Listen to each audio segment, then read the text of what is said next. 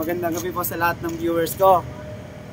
Birthday po kasi ng bebe ko ngayon, kaya nandito kami sa Jollibee. Ngayon, dahil birthday ng asawa ko, manlilibre ako. Mag-iiwan ako ng 200 dun sa Jollibee para pang Jollibee nyo. Kaya makakakuha lang po nito is yung mga viewers natin. Kaya siguraduhin nyo mapapanood yung video.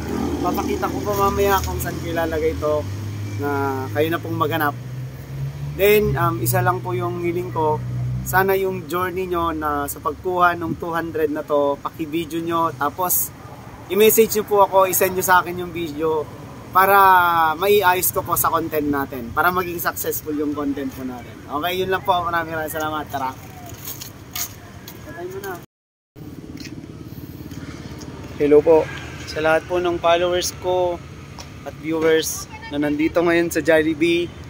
Unahan na lang kayo kung sinong makakaunang makakuha ng 200. Sana lang paki-video nyo po yung journey ninyo na pag nakuha nyo na yung 200 para may sama po natin sa content ko at maging successful po yung unang content natin. Yan. Kasama ko po pala si papa ko. Ayun o. Chine-check up niya yung ano niya, Mercedes niya. Yan o. Yun o.